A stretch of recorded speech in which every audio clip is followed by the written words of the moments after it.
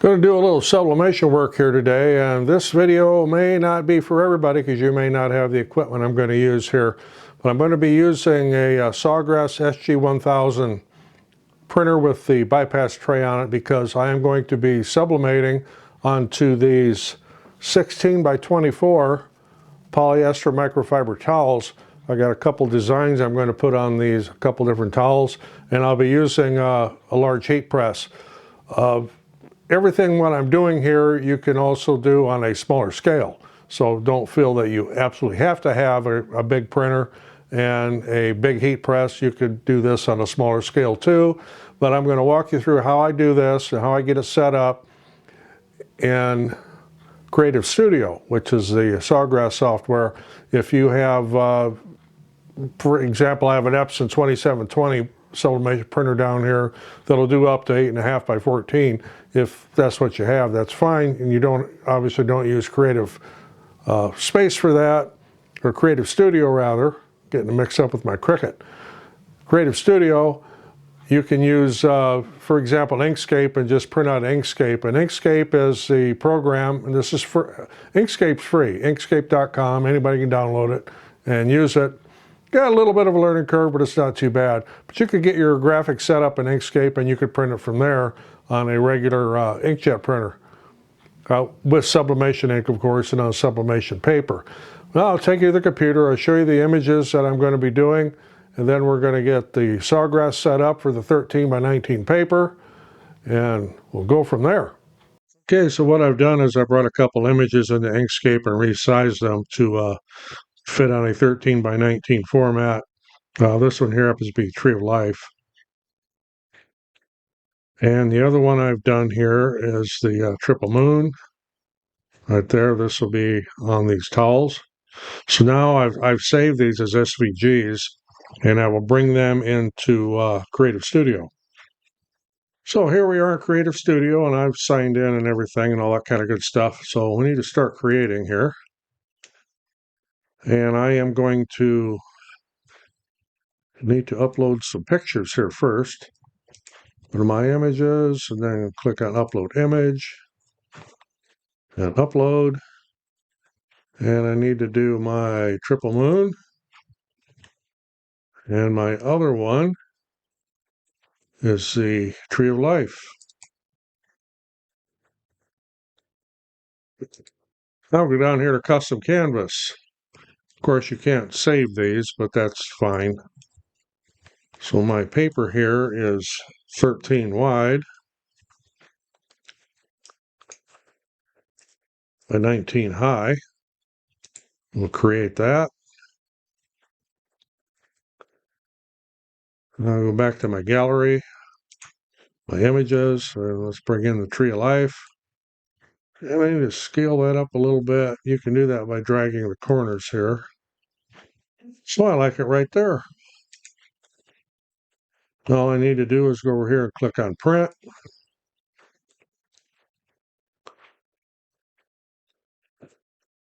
And get the right printer.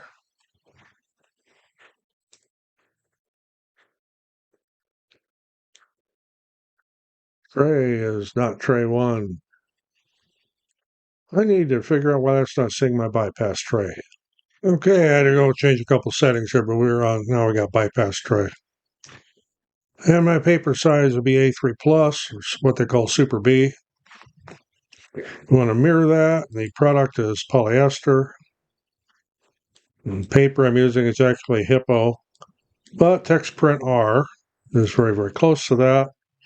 So we want it high quality and photographic.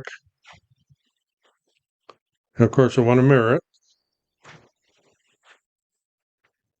From there, I click on print. And this will bring up the print manager in a moment.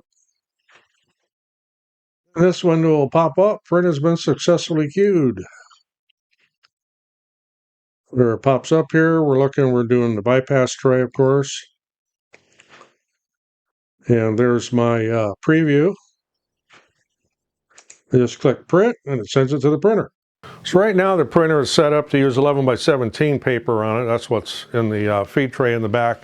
And I'm going to be putting this 13 by 19 paper in there. So the couple things I need to do is take out these sheets of 11 by 17. And I'll need to reset my guide here.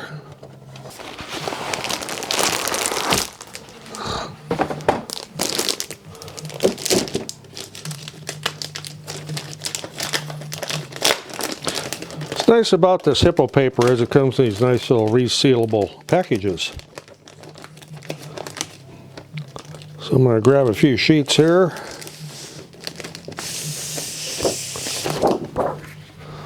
Now, if you've never used Hippo paper before, there is a watermark on one side.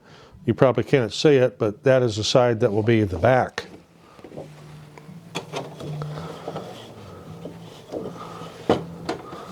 My paper in here and get my guide set evenly. Pull my support up at the back.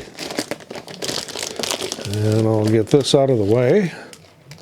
And we can go back to the computer and I can get this printing. Well, something with printing this large size paper, even though I have the output tray extended, I'll need to catch that print as it finishes or it'll end up falling on the floor. Just with that 19-inch length, 11 by 17s it holds on to just fine, but this 13 by 19, that extra couple inches tends to make it want to flop off on the floor. But it's printing away right now. Now I've got a direct USB connection to the printer here. If you were to print this over Wi-Fi, it won't print this fast. It'll take quite a bit longer. If you have a direct network connection, it would print at this speed as well as with the USB connection as I have here. Here's my first print.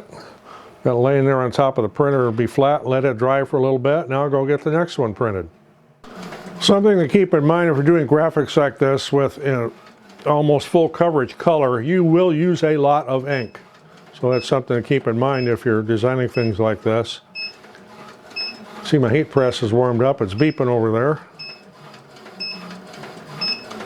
Well, we'll see if this print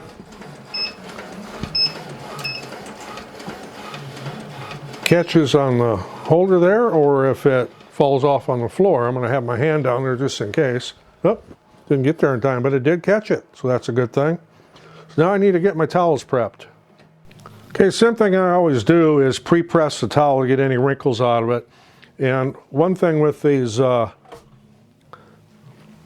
towels, especially since I'm doing the full size of it, there's a tag on here. You want to cut that tag off,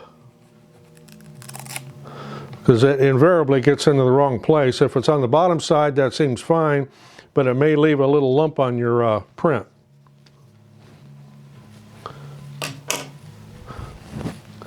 So I'll get this turned around here. I'll do a little bit of a pre-press on here. Takes out, again, it takes out all the wrinkles. Get it as straight as you can on there. And I don't actually lock it down. I just hold it down for 10 seconds or so. So as you can see, I still got a little bit of a wrinkle there where it was originally folded. So I'm going to press it again a little bit. And I got it mostly out of there. So the next thing I need to do is go over with a lint roller to make sure there's no fuzzies on there, because if you have any fuzzies on there, it's going to leave little purple spots. You can pick up these lint rollers at Dollar Tree even. They're not expensive. I just put a new layer on this. Boy, is it sticky.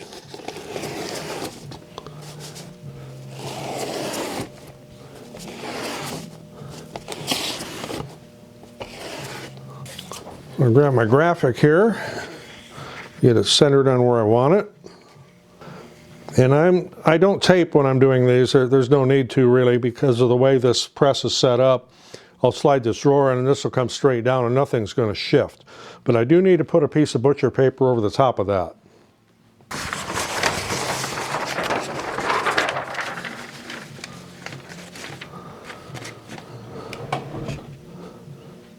Just slide the drawer in. It's 365 for 60 seconds. Just medium pressure. You don't really need to crank down on it.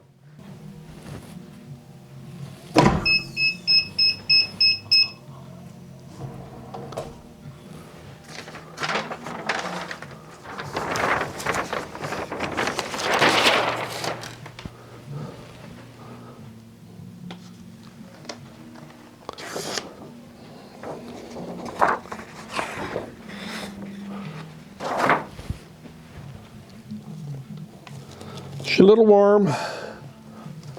There's my towel.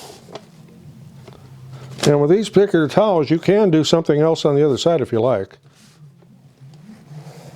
So I'll get my next one set up here. Again, don't forget to remove this tag. Went 15 seconds on that one. A little bit better to get that wrinkle out of there. And do your lint roller.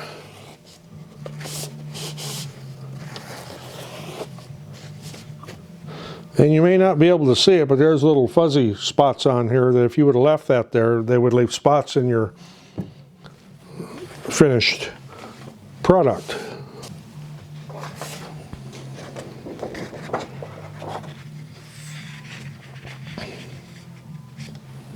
This press has a 16 by 20 bed. I know most people aren't going to have that, but if you're going to get into doing large sublimation prints like this, you're going to need to get a bigger heat press. So I'm going to get asked if I could do this with a Cricut Easy Press, the little hand thing, and just move it around. That doesn't really work. It's impossible to stay consistent.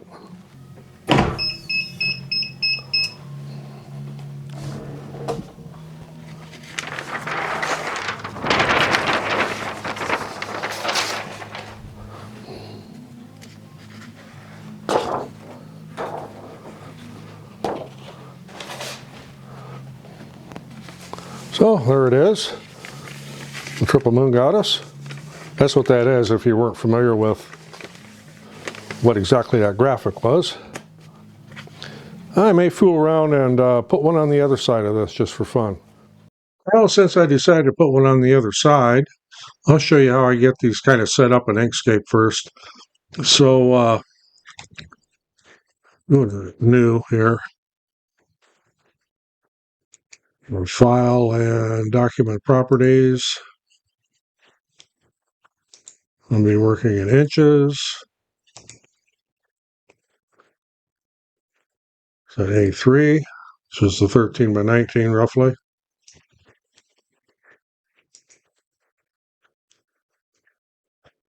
So then I'll go up here to File and Import.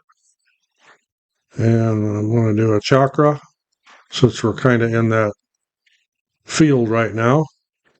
Import, right there. Yeah, it's a little bit big. So we need to lock this. Change this to inches. That's what I'm working in. You can do it in metric as well. And the other thing I want to do is flip this 90 degrees. There we go. So my width can't be more than 13. So we'll start with 13 here and see where we get. 13 by 19 and a half. Bring this over here. Yeah, it needs to come down. I'm using the down arrow to do that. Bring it back down onto my size. Now change this to actually 19. Okay, that fills my sheet completely. So, the file and save as. Do this chakra.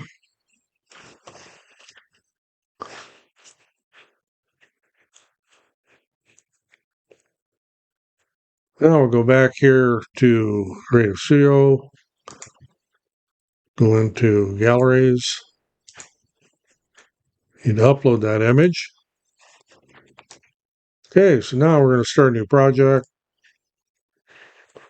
Custom canvas, 13 by 19. Back to the gallery. That image. I don't know why these never come back in the same size, but they don't. That's going to fill it sufficiently. Well, I don't like what it did over there. I think that looks pretty good. Send that to the printer here. The page size is A3 plus. We'll mirror it. Again, we're going on polyester. Text print R, high quality, photographic. Send this to the print manager. And we've been successfully queued. And that'll pop up, should have the image preview on there. It should be mirrored, and it is. Everything looks good. We'll just hit print. I've got my towel all prepped here. Again, I'm printing on the other side of one I just printed on. So I want to keep the top to the top. Everything's squared up there good. Now make sure you have a protective piece of paper underneath if you're going to double side something, because you can get a little bit of ghost from the other side going onto that paper underneath. You don't want it on your print bed. So let's make sure you have a piece of paper underneath.